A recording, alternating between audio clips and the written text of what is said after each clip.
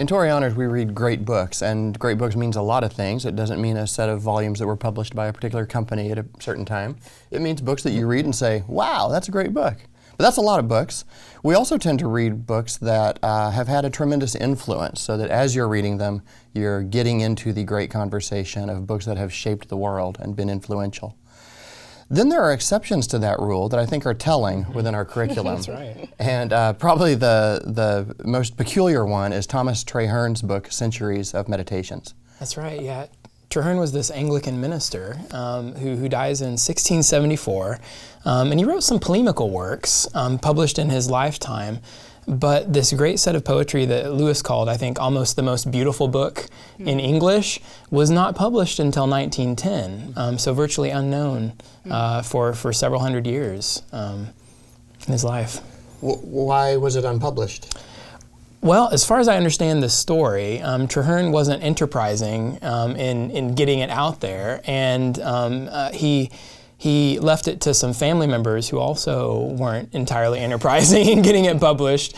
And there was a bibliophile, a lover of books named William T. Brooke, who was wandering in downtown London amongst bookstores in, I think, the winter of 1896-97, and he stumbled upon this barrow of books that were about to be discarded, saw this really interesting set of old manuscripts with handwriting in it that he thought looked interesting, and he thought, this is the poetry of Henry Vaughan, who is his favorite poet.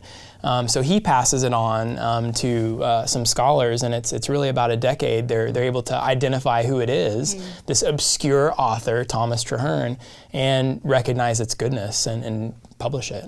I guess it goes to show some of the vagaries behind of how stuff gets out and how stuff gets retained, especially over time. When you're looking at texts that have even a longer history that go back further in time, you'll find things that disappear for years. And then resurface later, are only known through other people's accounts, second, third hand, fourth hand, 100th hand at a certain point in the Middle Ages, if you're talking about most of Plato. There are lost books that we know existed, but no one seems to have a copy of anymore. Like Aristotle wrote an exhortation to doing philosophy, which apparently just brought tears to people's eyes when they read it. Yep. Also a treatise on comedy that no one's ever laughed at, apparently. So books I'd like to read, but that we somehow lost in the course of Western history. Yep. Yeah. Well, now, Traherne, I always joke with students that lots of books are great, and there are so many books we could read in Torrey. We need books that are in a conversation with each other. They have to have literary merit, but actually literary merit is mostly not enough. For instance, let's say your uncle wrote a brilliant novel, and it's in your attic, and no one has ever seen it but your uncle. There's a way in which that's not going to be great. Now, if you would bring it out and we could read it and pass it around a little bit to see if other people think it's great, that it could get in the mix, and that's kind of what happened with Traherne. It's in a time capsule for, 250 years? So when you're reading it, you're in the 17th century discussion. It sounds like Henry Vaughan. It sounds like some of those poets we do know, but it immediately takes life. How's it been received in the 100 years since we've had it? Yeah, well, I think it was immediately anthologized in the Oxford Book of English Verse, which was sort of this canonization of, this is just great writing. And you have folks all over the spectrum beginning to quote it, I think, right before World War I. And you'll see even folks kind of referencing it in the trenches in World War I, and it becomes really this part of, I think, English letters in that pre-World War I kind of interwar period. Yeah, T.S. Eliot loved it, C.S. Lewis loved it. That's right, yeah. Dorothy Sayers. Yeah. So it immediately enters the conversation after being in a time capsule. Yeah, it enters it in the minds and in reading experiences of people who are also themselves in the conversation that are thoroughly immersed in it. So like Lewis, like Eliot, who's then writing these incredibly erudite poems on top of that tradition, to have folks like them immediately pick it up and find it sort of right in the stream of what they're thinking about and giving something either new or some new insight into it based off of the longer conversation. That's a pretty good authenticating thing to happen to a text. Yeah, and folks that disagree about a lot of different things actually agreeing that, hey, this work is really wonderful. Yeah, and certainly in the life of our students, when they pick it up, that something happens. It almost seems to have this almost magical effect, where it brings together things for some students in ways that nothing else have, but it's nothing that's necessarily totally unfamiliar, nor totally at odds, but it somehow sits in both and becomes very productive for them. Yeah, what's in Traherne's Centuries? Well, it's an invitation to a friend to learn more about felicity, and I think Who's this felicity person?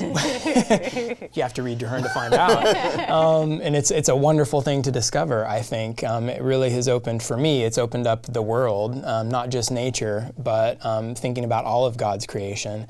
And I think the idea that he's writing it to this friend is this wonderful metaphor. It's like this hospitable kind of welcome into the book, and this journey that he wants to take you on. In a way, all of our books are kind of opening themselves up to the students and saying, hey, I welcome you, and I want you to have some patience with me, and take some time with me, and it's going to pay off. That sense that one of our books has to prove itself. And it's not that every student has to get it right away, but it does have to keep working. We don't want to be in the business of professorially lecturing students about what they ought to like. At some point, that just becomes playing school. Right, right. You do occasionally have to help a student through, I don't care if you don't like Play-Doh, eat your Play-Doh. Play-Doh, sorry. Well, the hope is that the kind of reading and attention that really takes a book at its core seriously for what it's trying to say and for the wisdom and insight and challenge that it offers to the mind and to things that really matter to what it means to live as a human being, that books that do that, even if it might be off-putting at first, the more you build in the capacity to read in that way, the more these books will sort of prove themselves to you in the reading. So even if at first, a book that might feel familiar to me, but like let's say that it's got this sort of like long, great books cred, well, it might just be that it's asking for me for a certain kind of reading. That when I give it to, that's when all the gold comes out and the treasure that I'm sort of looking for that may not be what I had anticipated. In fact, I think one of the most exciting things about this tradition is the capacity to be given treasure or to be fed by food that you would never have looked for yourself or anticipated for yourself.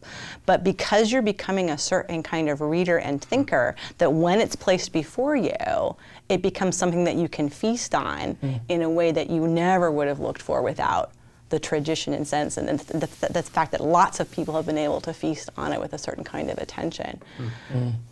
Yeah, I feel we get to go on a journey, sort of like William T. Brooke in London, and that we get to discover these books. Sometimes rediscover week to week. Sometimes teach a book for the first time and understand that our lives have been changed. I can remember my children, or my first child, entering preschool about the time I encountered Aristotle's Nick Making Ethics for the first time, and thinking, oh, I'm never going to parent the same again, and being very happy having discovered him. I felt the same with Boethius when I started telling my children, nothing's miserable unless the mind thinks it so, which is kind of a little bit taking it a bit too far.